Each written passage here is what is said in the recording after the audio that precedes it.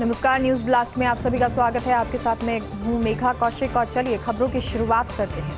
Lok Sabha speaker Om Birla 27 अगस्त को जाएंगे लेह। आपको बता दें, लोकसभा स्पीकर ओम बिरला 27 अगस्त को लेह जाएंगे। पंचायती राज संस्थाओं के सशक्तिकरण के लिए संसदीय पहुंच इस कार्यक्रम का वो उद्घाटन करेंगे। कार्यक्रम का उद्देश्य स्थानीय स्तर पर शासन और आयोजना संबंधी संस्थाओं को सशक्त करना है।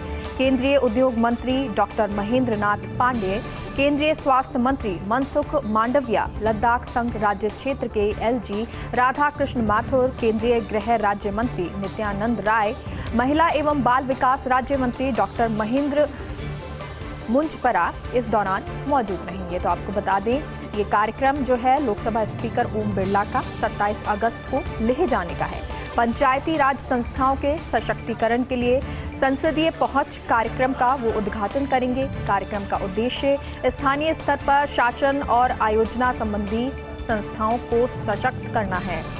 केंद्रीय उद्योग मंत्री डॉक्टर महेंद्र नाथ पांडेय, केंद्रीय स्वास्थ्य मंत्री मनसुख मांडविया, लद्दाख संघ राज्य क्षेत्र के एलजी राधाकृष्ण माथुर, केंद्रीय गृह राज्य मंत्री नित्यानंद राय, महिला एवं बाल विकास राज्य मंत्री डॉक्टर महेंद्र मुंजपरा भी इस दौरान मौजूद रहेंगे।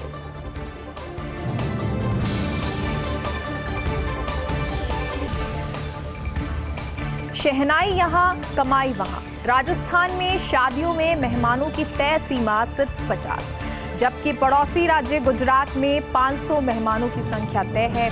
वेडिंग इवेंट इंडस्ट्री को 1000 करोड़ के नुकसान का अनुमान है। यहाँ के लोग शादियां करने के लिए जा रहे हैं पड़ोसी राज्य में।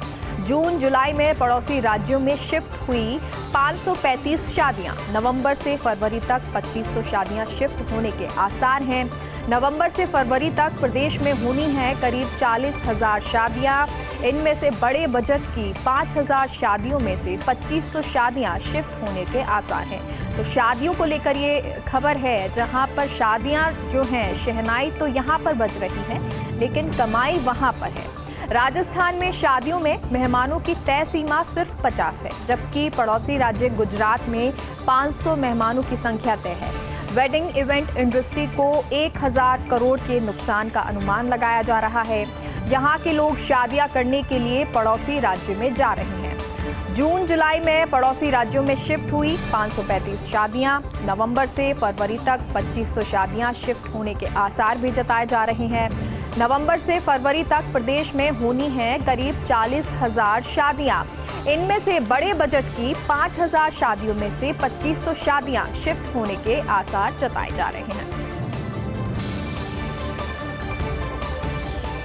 पॉजिटिव मरीजों से 4 गुना मरीज कोरोना फ्री हैं। तो ये एक अच्छी खबर है, जहां पॉजिटिव मरीजों से 4 गुना मरीज कोरोना फ्री हो गए। प्रदेश में पिछले 24 घंटे का रिपोर्ट कार्ड आपको बता देते हैं। इस दरमियान सामने आए 10 नए कोविड मरीज। अजमेर में 1, अलवर में 1, भरतपुर में 2, बीकानेर में 1, जयपुर में 5 नए पॉजिटिव केस चिन्हित किए गए हैं, जबकि इस दौरान 41 पूर्व के कोविड मरीज ठीक हो गए हैं। ऐसे में एक्टिव पॉजिटिव मरीजों का ग्राफ 150 के नीचे चला गया है। प्रदेश में अब कोविड के 128 एक्टिव केस मौजूद हैं। आगे बढ़ते हैं। मानसून का नया अनुमान। देश में इस बार होगी सामान्य से 6% कम बारिश। 30 सितंबर को समाप्त होने वाले मानसून के दौरान भरपाई की संभावना कम। लंबे और बार बार ब्रेक के कारण बदला मानसून का गणित। कुछ हिस्सों को छोड़ बाकी हिस्सों में हो रही है सामान्य से कम बारिश। देश में अब तक हो चुकी है 9% कम बारिश। भरपाई की संभावना नहीं। राजस्थान में अब तक सामान्य से 7% कम बारिश हुई है। तो राजस्थान में जो बारिश है वो 7% कम हुई है। मॉनसून का ये नया अनुमान हम आपको बता रहे हैं। देश में इस बार होगी सामान्य से 6% कम बारिश। 30 सितंबर को समाप्त होने वाले मॉनसून के दौरान भरपाई की संभावना कम और लंबे और बार बार ब्रेक के कारण बदला मॉनसून का गणित।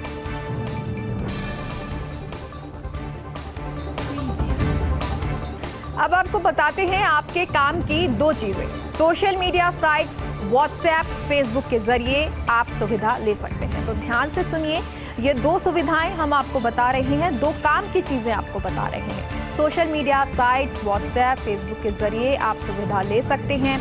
वैक्सीनेशन के लिए अब व्हाट्सएप से स्लॉट आप बुक कर सकते हैं। केंद्रीय स्वास्थ्य मंत्रालय ने 9013151515 नंबर जारी किया है। इस पर बुक स्लॉट लिखकर भेजने पर आपके पास OTP आ जाएगा। उसके बाद कुछ और स्टेप फॉलो करते हुए बुक होगा आपका स्लॉट। वहीं फेसबुक पर भी अब ये वीडियो और वॉइस कॉलिंग की सुविधा होगी।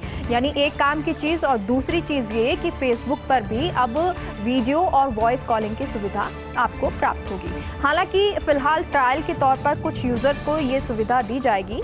फीचर शुरू होने के बाद बिना मैसेंजर पाए आप फेसबुक से कॉलिंग कर सकते हैं। यानी आपके पास मैसेंजर नहीं है, आपने इंस्टॉल नहीं किया है, उसके बावजूद आप ये कॉल कर सकते हैं, वॉइस कॉल कर सकते हैं। तो दो काम की चीज़ें हम आपको बता रहे हैं। Social media sites WhatsApp, Facebook के जरिए आप सुविधा ले सकते हैं।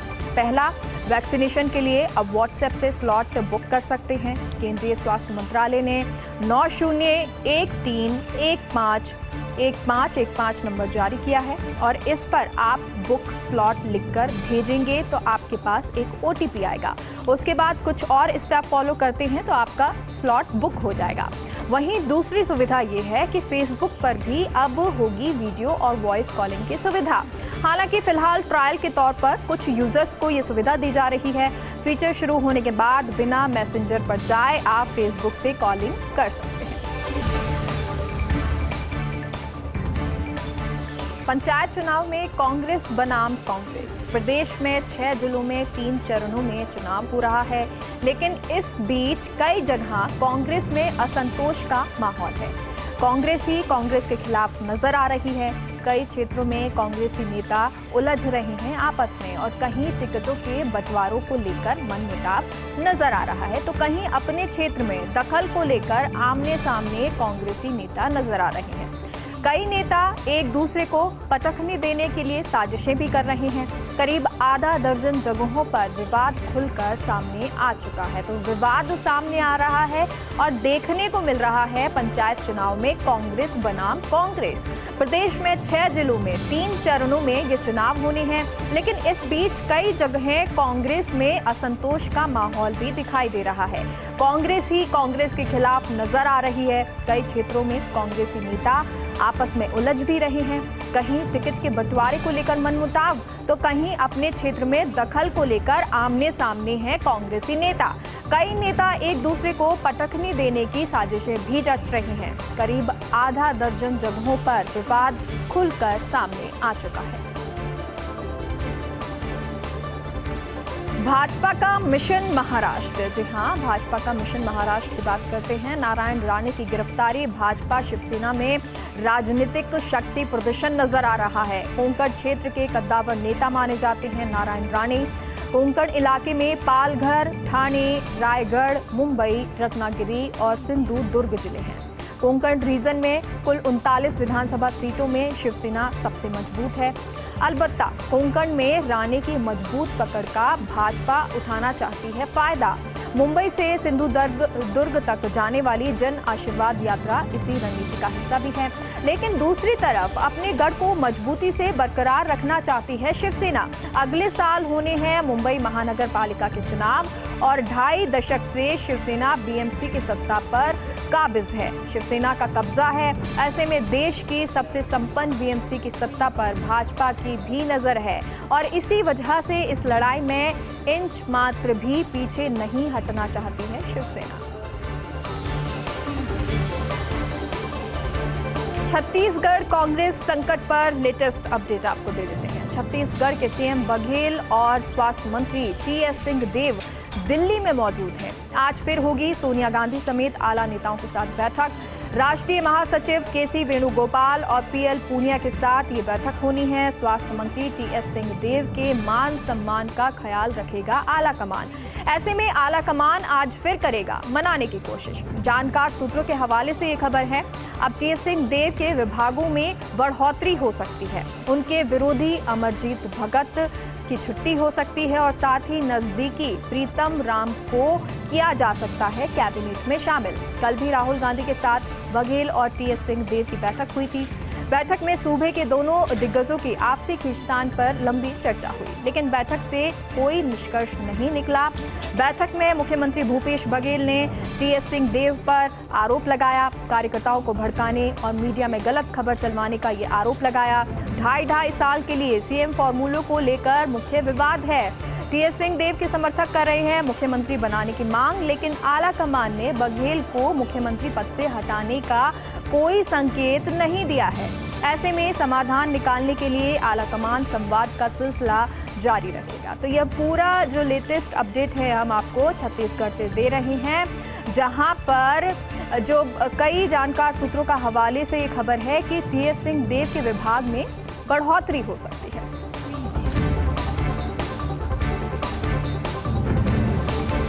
आगे बढ़ते हैं। केंद्र सरकार की रेलवे में निजीकरण से आय बढ़ाने की योजना। तो केंद्र सरकार की रेलवे में निजीकरण से आय बढ़ाने की योजना को लेकर ये खबर, रेल मंत्रालय के जरिए 1.5 लाख करोड़ रुपए मोनेटाइजेशन का रखा गया है लक्ष्य। इसमें से करीब 5,000 करोड़ रुपए उत्तर पश्चिम रेलवे क्षेत्र से जुटाए जाएंगे। जयपुर, जोधपुर, अजमेर, बीकानेर मंडलों में खाली जमीनों पर व्यावसायिक गतिविधियां होंगी। रेलवे के उपक्रमों के जरिए व्यवसायीकरण को बढ़ावा दिया जाएगा। रेल लैंड डेवलपमेंट अथॉरिटी द्वारा कई जगहों पर सर्वे किया जाएगा। जयपुर मंडल के जगतपुरा, खातीपुरा, बस्सी, बांदीकुई स्टेशनों पर सर्वे होगा। लोको कॉलोनी में भी कमर्शियल गतिविधियों के लिए सर्वे किया जाएगा। जयपुर जंक्शन और गांधीनगर स्टेशन पर पीपीपी मोड पर सुविधाएं विकसित की जाएंगी। Indian railway station development corporation इस बारे में तैयार करेगा प्रोजेक्ट रिपोर्ट। जयपुर जंक्शन के रिजर्वेशन कार्यालय को भी मल्टी स्टोरी बनाया जाना प्रस्तावित है। अगले 4 से 5 महीने में सबसे ज्यादा नौकरियां आईटी सेक्टर में नजर आने वाली हैं। आईटी सेक्टर के अलावा 5 लाख से अधिक नौकरियां आने की उम्मीद है। अगस्त से दिसंबर 2021 के बीच नौकरियों की भरमार हो सकती है। सभी सेक्टर्स में ये नौकरियों की भरमार होगी। आईटी के बाद e commerce, delivery, logistic, supply chain में अधिक नौकरियां हैं। फार्मा के साथ lab testing technician, medical equipment professionals की मांग भी बढ़ सकती है, ये उम्मीद की जा रही है। त्योहारी सीजन की हायरिंग में 35% उछाल की उम्मीद की जा रही है।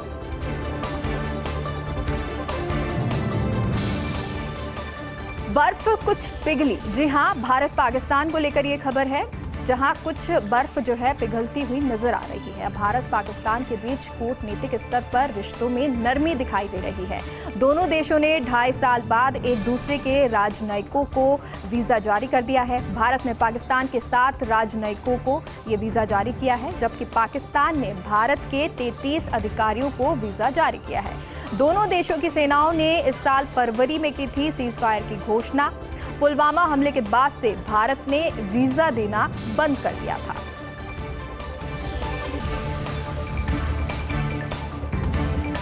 मैन्युफैक्चरिंग रिस्क इंडेक्स 2021 की बात करते हैं। भारत बना दुनिया का दूसरा आकर्षक मैन्युफैक्चरिंग हब।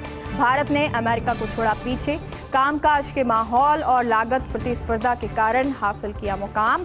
इसके अलावा भारत ने आउटसोर्सिंग की जरूरतों को भी पूरा किया है। पिछले साल अमेरिका दूसरे और भारत तीसरे स्थान पर था। इंडेक्स के मुताबिक चीन बना दुनिया का सबसे आकर्षक मैन्युफैक्चरिंग हब।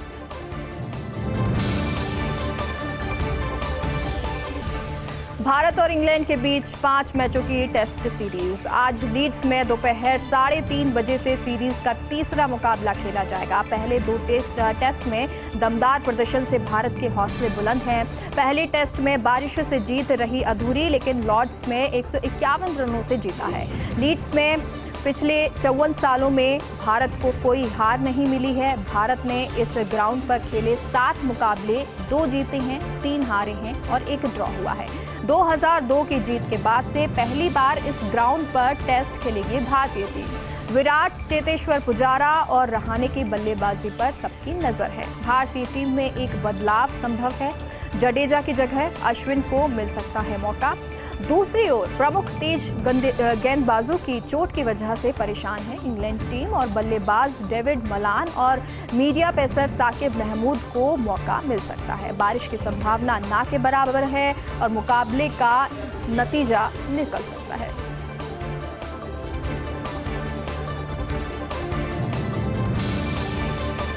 बंगाल की बात कर लेते हैं। बंगाल का बंटवारा आसान नहीं है। पहले भी भाजपा सांसद जॉन बारला कर चुके हैं असफल प्रयास। अब भाजपा प्रदेशाध्यक्ष दिलीप घोष फिर से दे रहे हैं हवा।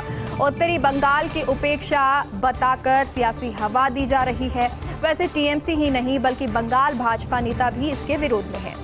जब बिहार, उत्तर प्रदेश, मध्य प्रदेश का बंटवारा हुआ तब कोई विवाद नहीं था, क्योंकि वहां भाषाई या सांस्कृतिक अस्मिता का वैसा मामला नहीं है जैसा आंध्र प्रदेश में है। आंध्र प्रदेश का बंटवारा कर कांग्रेस ने गठन कराया था तेलंगाना का, लेकिन आज हाशिए पर है। बंगाल में भाषाई और अस्मिता का मामला बहुत गहरा है। बंटवारा आम बंगाली को मंजूर नहीं है और इसलिए भी पार्टी के राष्ट्रीय नेता इस मसले पर चुप्पी साधे हुए हैं।